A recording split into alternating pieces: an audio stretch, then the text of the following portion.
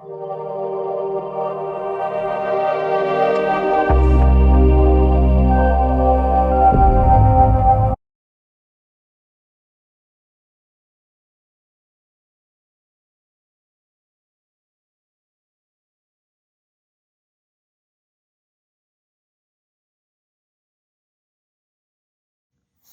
buenos días, mis hermanos. Les saludamos en este domingo 28 de marzo para continuar compartiendo la palabra del Señor. En esta mañana no vamos a continuar con el Evangelio de Juan porque vamos a hacer un paréntesis entre este domingo y el próximo, que vamos a estar celebrando Semana Santa. Así que van a ser los dos sermones con respecto a esta preciosa semana que celebramos. Y cada año, dentro de las celebraciones propias del calendario cristiano, se encuentra la Semana Santa, en la que recordamos la pasión, muerte y resurrección de Jesús.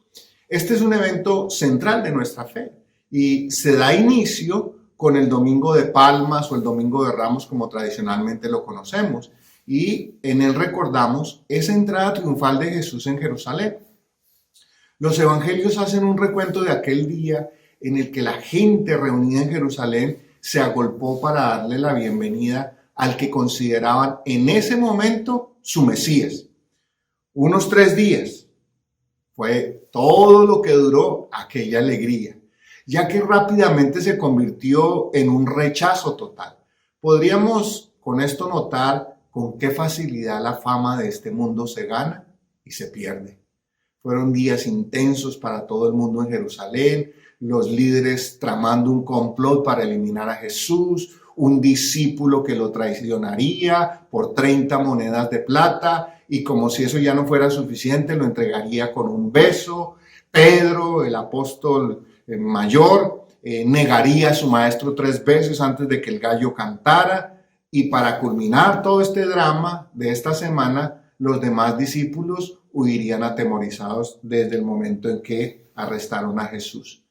Jesús entonces se enfrentaría solo al momento más crucial y triste de todo su ministerio. ¿Quién lo diría que aquella celebración de Domingo de Pascua no duraría mucho y sería simplemente la entrada a una semana de pasión como nunca hubo ni habrá en la historia de la humanidad? Los judíos llegaron a este lugar para celebrar una de las fiestas más importantes de su calendario, ya que en la Pascua ellos recordaban a un gran líder, Moisés, quien los sacó de la esclavitud en Egipto de manos de Faraón. Por lo tanto, de alguna manera esperaban, era la idea que ellos tenían, la ilusión de que Jesús, el Mesías, haría lo mismo al liberarlos esta vez del Imperio Romano. Por esa razón la celebración era tan grande. Y lo que aquel pueblo no entendió era que este Mesías venía para librarlos de las manos de un opresor mucho más maligno y cruel que el faraón o el emperador. Pero no era a través de la fuerza militar. La entrada triunfal de Jesús terminaría en la cruz. No muchos anticiparon esto. Por eso aquel domingo era tiempo de celebrar. Y antes de que entremos en todos los detalles de esta semana, déjenme darle unas estadísticas rápidamente acerca de lo que la Biblia dice con respecto a esta semana y lo importante que fue para los escritores del Nuevo Testamento relatar estos hechos. Miren esto. Mateo, el Evangelio de Mateo, ocupa una 1/4 parte de su Evangelio para hablar solo de esta semana que conocemos como Semana Santa, del capítulo 21 al capítulo 28. Marcos usa una 1/3 parte de su evangelio para hablar de esta semana, del capítulo 11 al capítulo 16.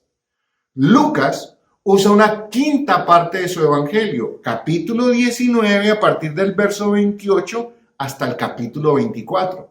Pero mire esto, el evangelio de Juan es el más sobresaliente de todos ellos, ya que casi la mitad del evangelio de Juan se utiliza para hablar de la semana, la última semana del ministerio de Jesús, que va de capítulo 12 a capítulo 21. Si nosotros sumamos los capítulos de los evangelios, los cuatro evangelios y sus capítulos es un total de 89 capítulos.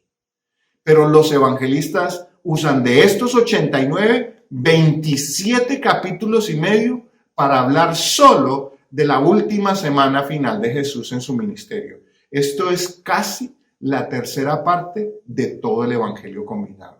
Así que esto es un hecho asombroso si pensamos que fue solo la última semana del ministerio que Jesús tuvo por cerca de 3 años y un poco más de tiempo. Así que con estas estadísticas en mano, debemos afirmar que aquella semana fue una semana trascendental para la historia de la humanidad y fue la más importante dentro del ministerio de Jesús y seguirá siendo la más importante para toda la humanidad. Que nosotros solo podríamos comparar la importancia de esta semana con el día glorioso en que Jesús regrese. Serán 2 eventos que estarán muy cerca el uno del otro en gloria y majestad, para que nosotros podamos comparar. Así que en esta mañana lo invito para que abramos nuestras Biblias en el Evangelio de Mateo, capítulo 21, y vamos a ver los versos 4 al 11. Y veamos cómo se desarrolló en aquel día en que Jesús entró triunfalmente a Jerusalén. Así que, aunque Jesús ya sabía cómo terminaría esta celebración. Eso nos recuerda qué poco dura la adulación de la gente. Pero era necesario que todo esto aconteciera, sucediera conforme estaba escrito para que se cumpliera la palabra de Dios. Así que hoy veremos en la entrada triunfal de Jesús que era el inicio del fin del ministerio terrenal del Señor. Y sobresalen en este relato de esta entrada de Jesús triunfal a Jerusalén 3 elementos muy importantes que vamos a estar mirando en el sermón de hoy. El primero es que esta entrada triunfal de Jesús era el cumplimiento de una profecía del Antiguo Testamento. Segundo, que en este texto vamos a poder ver cómo el pueblo de Israel reaccionó ante esa entrada triunfal. Y luego, como tercero, vamos a ver cuáles eran las expectativas de ese pueblo. Y esto nos permitirá entender por qué algunos días más tarde, aquella misma multitud que gritaba Hosana, pedirían a gritos que lo crucificaran. Así que vamos al texto, mis hermanos. Los invito a que vayamos al verso 4 y empecemos de allí. Dice, todo esto, hay 3 versos adelante, todo esto aconteció para que se cumpliese lo dicho por el profeta, cuando dijo, decida la hija de Sión, he aquí tu rey viene a ti, manso y sentado sobre un asna, sobre un pollino, hijo de animal de carga. Esto es lo primero que nos dice Mateo. Entonces, lo primero que vamos a mencionar en esta mañana es que esta entrega triunfal era el cumplimiento de una profecía que estaba en el Antiguo Testamento. Las palabras fueron pronunciadas por el profeta Zacarías y las encontramos en el capítulo 9, el verso 9. Estas palabras las pronunció Zacarías unos 500 años antes de que sucedieran. Y en aquel día se estaban cumpliendo literalmente delante de los ojos del pueblo de Israel en ese domingo de Pascua. Como toda la profecía se ha cumplido con total exactitud, lo podemos ver. Y el Evangelio de Mateo precisamente nos recuerda esas palabras, dice, y esto sucedió, o sea, que Jesús entrara montado en un asna en aquella mañana, y esto sucedió, dice, para que se cumpliera lo dicho por medio del profeta, de manera que fuera absolutamente literal y fidedigno. Todo acerca de Jesús debía cumplirse con esa exactitud. Todo lo que se dijo en el Antiguo Testamento era necesario que en Jesús se cumpliera, para que no quedara la menor duda de que Él era el Mesías prometido. La llegada de Jesús a Jerusalén precipitó todos los eventos que terminarían en su juicio, la crucifixión y su muerte. El pueblo había visto u oído todo lo que Jesús había hecho durante 3 y más años y medio de su ministerio.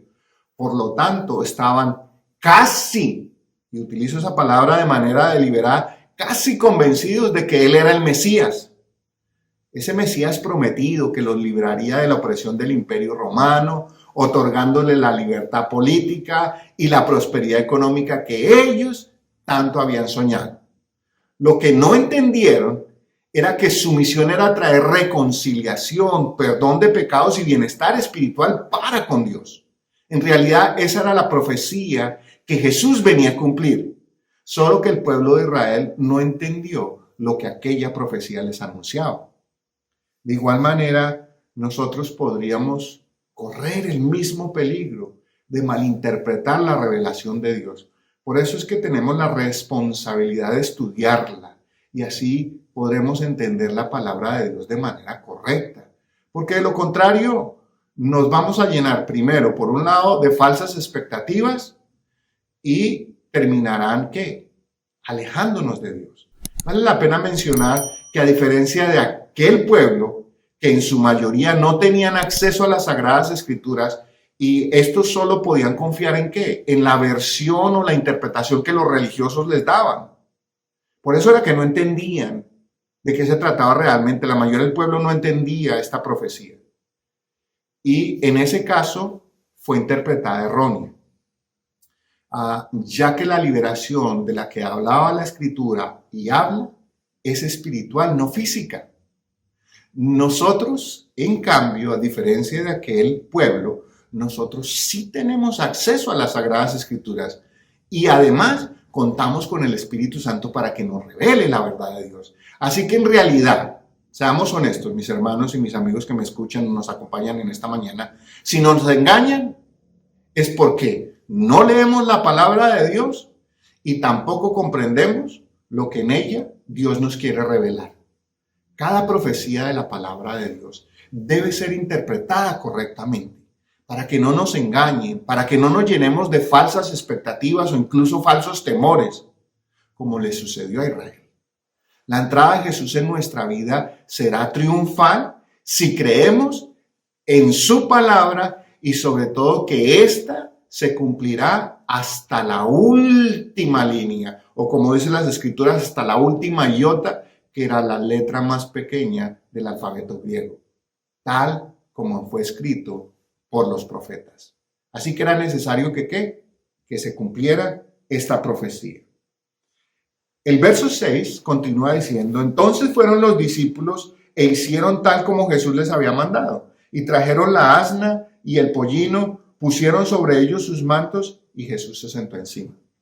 Rápidamente, para complementar lo que he venido diciendo. Jesús entra sobre el lomo de un pollino. Jesús debía, según esta profecía, entrar a Jerusalén en un asno, lo cual representaba el propósito fundamental de su entrada. Para nosotros hoy como occidentales, 2000 años después de aquello, parece no significar mucho, pero en aquella época significaba muchísimo. Los reyes solían entrar a las ciudades conquistadas en un asno, cuando su entrada era pacífica, cuando venían en son de paz. A pesar de haberla conquistado, venían en paz. Eso es lo que significa esto. El propósito de Jesús no podía ser más pacífico. Aquí había venido Jesús a traernos la paz para con Dios, ya que Él era esa paz de Dios y sería el medio para la reconciliación de nosotros los hombres para con Dios. Así que ahí estaba. Eso significaba que Jesús entrara al lomo de un asno. Este era el propósito supremo. Y el profeta lo anunció y Jesús lo cumplió al pie de la letra. Los discípulos diligentemente obedecieron y pusieron sus mantos para que Jesús tuviera una cabalgadura cómoda, a la vez que probablemente los mantos adornarían al asno. Solo quiero hacer una mención rápida para no salirme del tema, pero que vale la pena mencionar en este pasaje. La obediencia en los asuntos pequeños nos prepara para obedecer en los asuntos más grandes, así como la responsabilidad de cumplir tareas que parecen insignificantes. Jesús mandó a sus discípulos a que le trajeran un asno.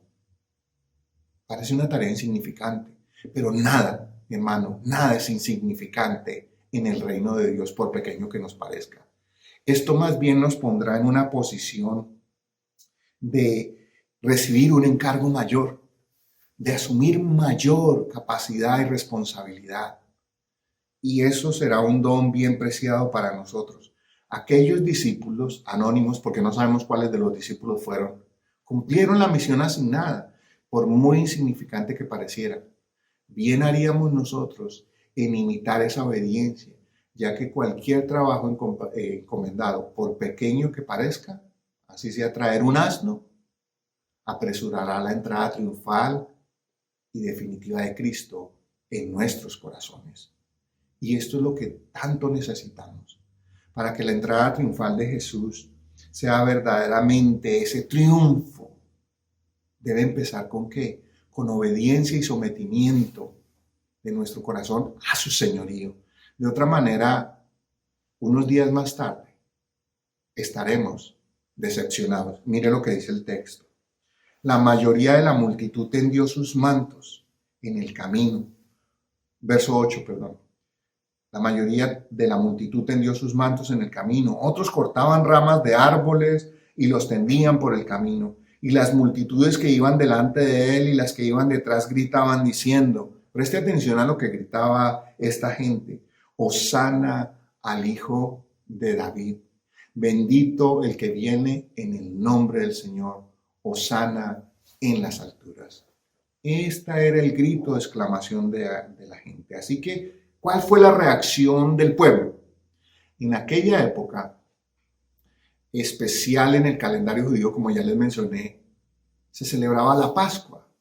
Y según el historiador Claudio Josefo, para esa ocasión en Jerusalén se podían reunir entre 2,5 millones a 3 millones de judíos. No solo los que vivían en Israel, sino los que vivían en todo el Imperio Romano. Llegaban para celebrar esta fiesta porque era muy importante. Les recordaba la liberación. Entonces, las expectativas en aquel momento específico no podrían ser mayores. Los judíos clamaban por un Mesías libertador que arrebatara la tierra al Imperio Romano y les devolviera la gloria y el dominio que un día gozaron con el rey David. Por eso era lo que cantaban, Hosana al Hijo de David. Eso será la explicación del canto. Las multitudes se agolparon para ver a Jesús, aquel Mesías prometido. Hicieron todo cuanto estaba a su alcance para darle una bienvenida, la bienvenida que se merecía un rey. En aquel tiempo era con ramas de olivo, palmas y aún sus propios mantos. Esto sería el equivalente hoy en día a extenderle la alfombra roja a alguna celebridad o a alguna persona muy importante. Probablemente la multitud estaba compuesta por la mayoría de gente pobre y oprimida, que su única esperanza no estaba en que ese Mesías prometido los librara del poder que los subyugaba. Ese poder los subyugaba con mano de hierro y además los desangraba económicamente con tantos impuestos. Cualquier parecido con la realidad actual no es pura coincidencia, ¿ok, mi hermano? En muchos casos, dependiendo de cuáles sean nuestras circunstancias, especialmente en tiempos de dificultad o crisis, estamos más dispuestos y más abiertos a que nos hablen de Dios. Le damos la bienvenida. Y esto en principio nos produce alegría, y esto se debe mayormente a que tenemos la idea que finalmente Dios resolverá todos nuestros problemas. Por fin dejaremos de ser pobres, los corruptos y los que nos oprimen y nos explotan serán castigados, todos nuestros sueños acerca de prosperidad y salud finalmente se cumplirán. Es apenas lógico que reaccionemos con alegría. La paz que tanto anhelábamos parece ahora sí estar al alcance de nuestra mano. Pensamos que Jesús finalmente entrará en nuestra vida para resolver todo aquello que tanto dolor nos produce, todo ese sufrimiento y esa angustia. Y después de eso, ¿qué? Viviremos como en los cuentos de hadas, felices para siempre. La reacción que manifestamos es muy similar a la que tuvo el pueblo de Israel en aquel momento. Pero pensémoslo bien. Pensemos bien esto, mis hermanos. Si Jesús vino para resolvernos todos estos asuntos que para nosotros son tan importantes, esto quiere decir que lo material es superior a lo espiritual. Que para ser felices en realidad lo que necesitamos es bienestar económico y material. ¿O acaso esto no es conformarnos con las migajas en lugar de con el banquete? ¿No es esto fijar nuestra mirada demasiado bajo? ¿No es querer seguir viviendo en este mundo material y caído cuando se nos ha ofrecido la gloria y la eternidad? Esperar que Jesús entre a nuestra vida para resolver las cosas triviales y temporales en lugar de las eternas es definitivamente no entender lo que Dios nos ha prometido en su palabra. El pueblo de Israel fijó su mirada en las cosas materiales de este mundo y creyeron que Jesús aquel día había entrado en Jerusalén para darle todo lo que ellos deseaban y creían que se merecían. Ni ellos ni nosotros hemos alcanzado a comprender que Jesús entró aquel día a Jerusalén para asegurarnos que aunque en este mundo tengamos aflicción y suframos la explotación y el abuso de los poderosos, esto solo será temporal, porque aquí estamos de paso y nuestra morada no es en este planeta ni en esta tierra, es en el cielo. Y eso fue lo que precisamente Jesús vino a recuperar y restaurar, nuestra comunión con el Padre y asegurarnos el perdón de pecados y la vida eterna.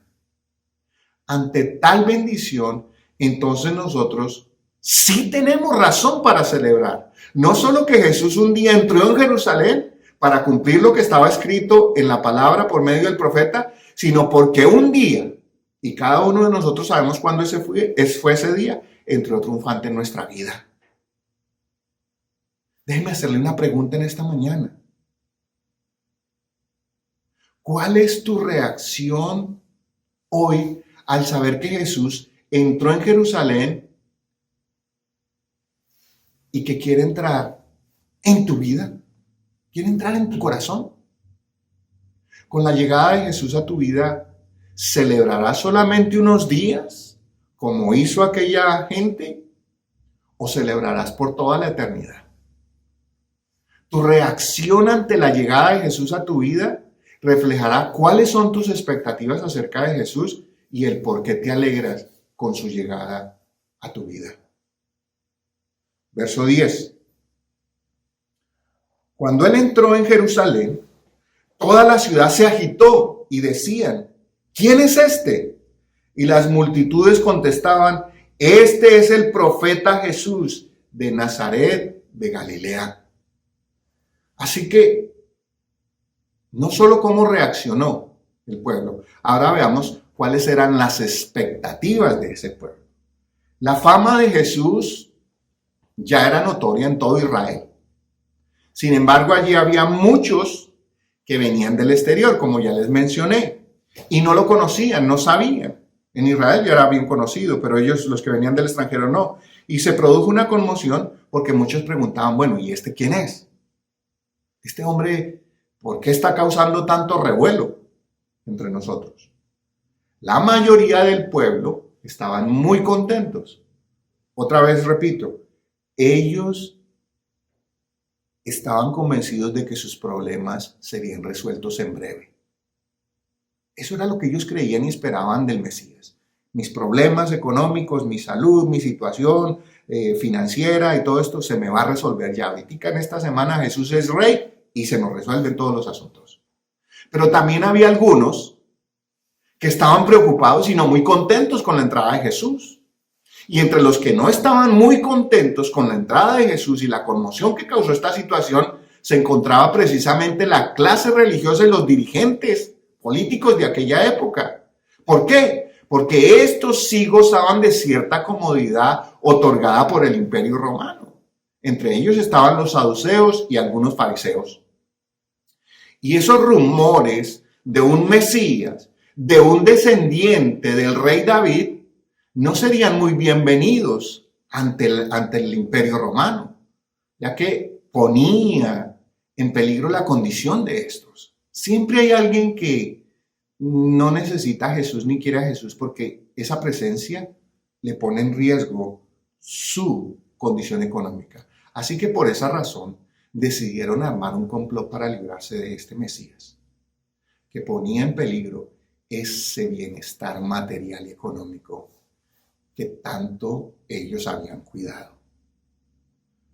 Cuando nosotros o cuando el creyente entra en una relación personal con Cristo, no debe ni puede fijar sus expectativas únicamente en términos puramente humanos, materiales, políticos, económicos. Porque muy seguramente, mi hermano, muy seguramente saldrá defraudado. La venida de Jesús al mundo no fue para resolver los problemas, fue para resolvernos el problema. Este problema para el cual el hombre no tiene solución. Quiero que me preste atención a esto y no quiero pasar por insensible. La pobreza, la explotación y la enfermedad son condiciones muy difíciles, deplorables y se deben señalar, porque eso no está en cuestión. Hay gente en este momento siendo explotada, humillada, abusada, en fin, en todos los rincones de este planeta. Y puede ser que con algo de ayuda, con esfuerzo, con entusiasmo, podamos salir de la pobreza tal vez. Tal vez con ayuda de profesionales de la salud nos ayuden a curar nuestra enfermedad y podamos superar esa etapa. Pero mi hermano, quiero que me preste mucha atención y mi amigo que me escuche. El ser humano, todos, rico, pobre, todos tenemos un bien muy preciado, el bien más preciado que todos los seres humanos tenemos. Y nos lo otorgó Dios. Y ni siquiera toda la riqueza del mundo podría comprarlo. Déjenme mostrarle lo que dice. Mateo en el capítulo 16, en el verso 26, dice lo siguiente.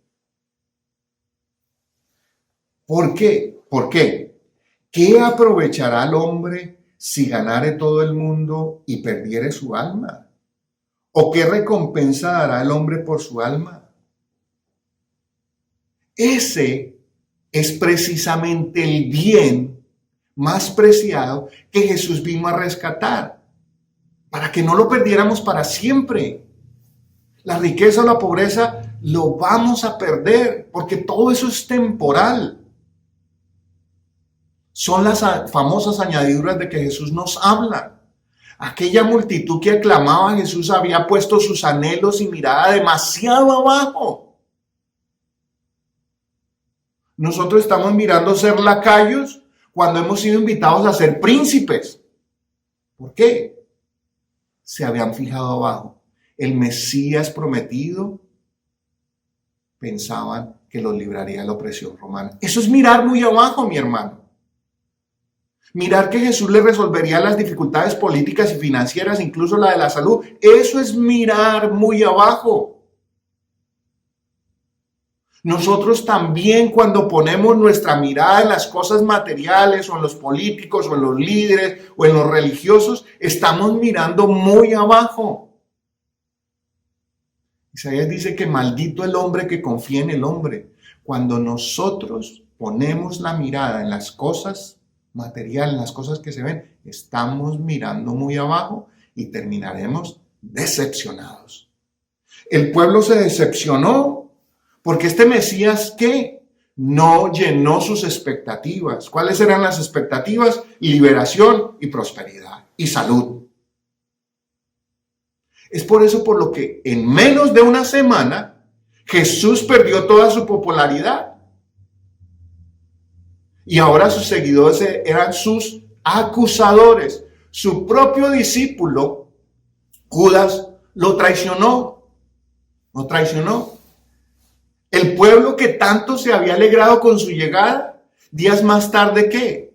Pedirían que les liberaran a Barrabás, un criminal, y que crucificaran a Jesús. ¿Qué pasó en tan pocos días? ¿Por qué cambió? ¿Por qué un cambio tan radical? Simplemente el triunfo y la aclamación humana es tan efímera que no vale la pena ni celebrar. Solo bastaron 3 o 4 días para pasar de la aclamación a la burla y la condenación. Así paga el mundo. Asegurémonos que nuestras expectativas con respecto a Jesús sean las correctas, porque de esta manera entonces tendremos una verdadera razón para celebrar su entrada triunfal en nuestras vidas. Y no solo porque un día Jesús entró literalmente en Jerusalén en cumplimiento de la promesa, sino porque especialmente un día entró en nuestras vidas como el Mesías prometido, y Mesías con mayúscula. Hoy, así como en aquel tiempo, el corazón del hombre continúa poniendo los ojos en las cosas de este mundo, en la sanidad, en la felicidad, en la prosperidad, en la riqueza, en la comodidad que Jesús les puede dar, sin darse cuenta que la verdadera misión de el Mesías prometido no era traernos un bienestar físico, ni la liberación política de un imperio bárbaro, sino reconciliarnos con Dios. Y quiero ser enfático, no significa esto que Jesús no pueda hacer milagros y que no haga milagros. Sí, Él puede sanar, Él puede proveer, Él puede prosperar económicamente si es de acuerdo a su voluntad. Pero el problema más grave, vuelvo y repito, era nuestro pecado, nos había separado de Dios. Y nos había hecho merecedores ¿de qué? De su ira y su justo juicio. Si no es por la intervención de Jesús, nadie podría salir libre de ese juicio. Jesús entró y triunfó en Jerusalén, pero también triunfó en nuestras vidas. Ese era el Mesías que la humanidad necesitaba y que sigue necesitando. Pero aquellos no lo entendieron y desafortunadamente hoy todavía hay millones que no lo entienden. Muchos están buscando sanidad, prosperidad y relevancia en este mundo y se olvidan que todo esto es pasajero. Déjenme preguntarle, ¿dónde están todos aquellos que en un momento ostentaron el poder y conquistaron reinos y oprimieron a la humanidad? ¿Dónde están? ¿Dónde están? A todos, inexorablemente, la muerte les arrebató su poder. Pero de igual manera, déjeme preguntarle, ¿dónde están todos aquellos que murieron en la pobreza? Aquellos que murieron en las calles desamparados, oprimidos bajo la terrible mano del tirano. ¿Dónde están todos esos pobres? La muerte también les arrebató su pobreza y sufrimiento. Tanto los unos, los poderosos, como los otros, los pobres,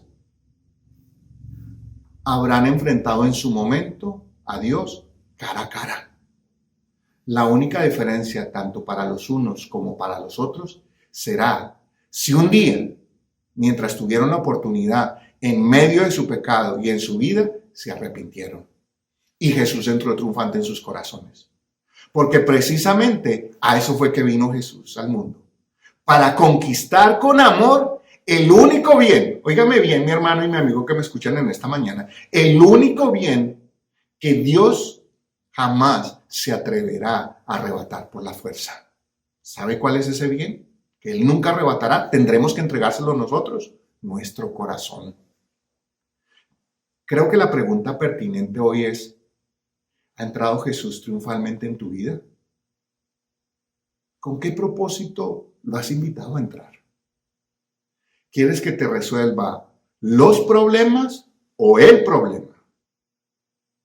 ¿Estás seguro de que no gritarás como la multitud, crucifícale, cuando te sientas decepcionado porque no cumplió tus sueños y tus anhelos materiales? Muchos hoy reciben con alegría la venida de Jesús a sus vidas, pero unos días más tarde, cuando sus expectativas no son cumplidas, lo rechazan. ¿Por qué? Porque no era lo que ellos pensaban. La entrada triunfal de Cristo en tu vida debe llenarte de gozo infinito, porque si Él cumplió con su propósito y ahora gozamos de perdón de pecados y comunión íntima con nuestro Padre, finalmente, entonces, Jesús encontró y rescató lo que se había perdido. aunque encontrar y rescatar lo que se había perdido le costó la vida. Finalmente, aquella mañana de Pascua, en la historia de la humanidad, con la entrada de Jesús en Jerusalén, se dio inicio al más grande drama y la más feroz batalla que el universo jamás había presenciado. Pero quieranlo o no, nuestro Jesús entró triunfante en Jerusalén y aunque pareciera que salió muerto, salió triunfante. Porque esa victoria la obtuvo mediante la cruz. Mire lo que el apóstol Pablo nos dice en Colosenses, el capítulo 2, el verso 15. Y despojando a los principados y a las potestades, los exhibió públicamente, triunfando sobre ellos en la cruz. Jesús triunfó sobre los poderes que nos tenían cautivos en el pecado. Jesús no solo entró triunfante en Jerusalén, sino en el corazón de millones que hoy le confesamos como Señor y Rey, por lo que hizo aquella semana final de su ministerio. Ahí donde estás, invito a que inclines tu rostro y elevemos una oración. Amado Padre, en esta mañana en la que recordamos y conmemoramos la entrada triunfal de Jesús en Jerusalén, queremos agradecerte porque Jesús no solo entró triunfante a la ciudad de David, sino especialmente a nuestras vidas. Y nosotros hoy genuinamente podemos exclamar llenos de gozo: Hosana al Hijo de David, bendito el que viene en el nombre del Señor. Hosana en las alturas. Gracias Espíritu Santo por convencernos de nuestro pecado y así entender cuál es el propósito supremo de que Jesús haya venido a este mundo, a nuestras vidas. Nunca tendremos con qué pagar tanto amor, Jesús. Amor que te costó la vida en aquella semana, pero que nos otorgó la victoria eterna. En tu nombre, Jesús, oramos y damos gracias. Amén.